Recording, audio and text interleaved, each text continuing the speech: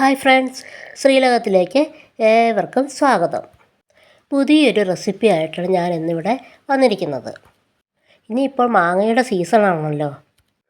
മാങ്ങ കൊണ്ട് നമ്മൾ പലതരത്തിലുള്ള വിഭവങ്ങൾ ഉണ്ടാക്കാറുണ്ട് അല്ലേ. ഇവിടെ മാവേലൊക്കെ മാങ്ങ പിടിച്ച് വരുന്നതേ ഉള്ളൂ, മാമ്പൂ ഉണ്ടായി വരുന്നതേ ഉള്ളൂ. കണ്ടില്ലേ, മാവേലൊക്കെ ഇങ്ങനെ മാമ്പൂ ഇങ്ങനെ ഉണ്ടായി വരുന്നതേ ഉള്ളൂ. ഈ മാമ്പൂ കൊണ്ട് കിച്ചടി ഉണ്ടാക്കാനാണ് ഞാൻ പോകുന്നത്. അങ്ങനെ മാമ്പൂ കിച്ചടി ഉണ്ടാക്കുന്നതിന് വേണ്ടിയിട്ട് ഞാൻ കുറച്ച് മാമ്പൂ അതൊന്നും എടുത്തു. കുറച്ച് തേങ്ങ ഞാൻ നേരത്തെ അരച്ചെടുത്ത് വെച്ചിരുന്നു. നമുക്ക് ഈ മാമ്പൂവിൻ്റെ പൂവ് മാത്രം മതി കേട്ടോ, തണ്ട് ആവശ്യമില്ല. അപ്പോൾ തണ്ടൊക്കെ ഞാനെടുത്ത് മാറ്റി വെച്ചിട്ടുണ്ട്. അപ്പോൾ നമുക്ക് ഇവിടെ കുറച്ച് മതിയായുള്ള കുറച്ചേ എടുത്തിട്ടുള്ളൂ കേട്ടോ.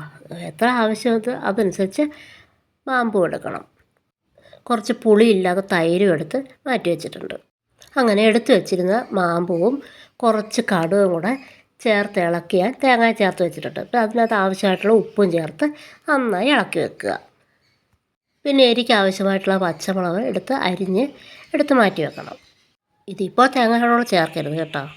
അങ്ങനെ അരച്ച് വെച്ച തേങ്ങയിലേക്ക് ആവശ്യത്തിന് തൈര് ചേർത്ത് ഇളക്കി വെക്കണം. നന്നായി ഉപ്പൊക്കെ ആവശ്യത്തിനുണ്ടോ എന്നൊക്കെ നോക്കി നന്നായി ഇളക്കി വെക്കുക. ഇനി രണ്ട് കറിവേപ്പില ഇട്ട് ഇളക്കി വെക്കുക. പിന്നെ കടുക് വറുക്കുന്നതിനായിട്ട് ഞാനിവിടെ ഉപയോഗിക്കുന്നത് വെളിച്ചെണ്ണയാണ് കേട്ടോ. വെളിച്ചെണ്ണ ഉപയോഗിച്ച് കടുക് വറുത്ത് പിന്നെയാണ് നമ്മൾ പച്ചമുളക് ഇട്ട് നന്നായി വഴറ്റിയെടുക്കുന്നത്. ഇപ്പോൾ ആ വീഡിയോയിലേക്ക്.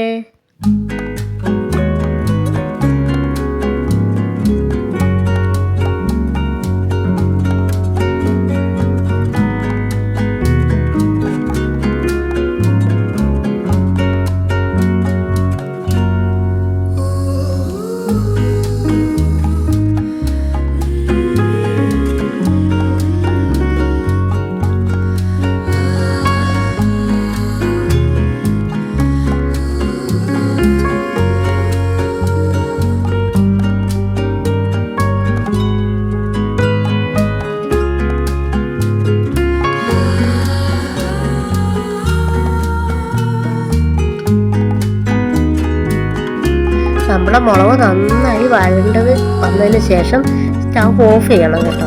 സ്റ്റവ് ഓഫ് ചെയ്തതിന് ശേഷമേ നമ്മുടെ തേങ്ങ അതിലേക്ക് ഇടാവൂ. ഇത് കാരണം തേങ്ങ ചൂടാവണ്ട. പിന്നെ അങ്ങനെ നമ്മുടെ മാമ്പൂ കിച്ചടി ഇവിടെ തയ്യാറായി. നിങ്ങൾക്കിത് ഇഷ്ടമാവുകയാണെങ്കിൽ ലൈക്കും കമൻറ്റും ഒക്കെ തരട്ടെ. കൂട്ടി നോക്കിയിട്ട് അഭിപ്രായം പറയണേ.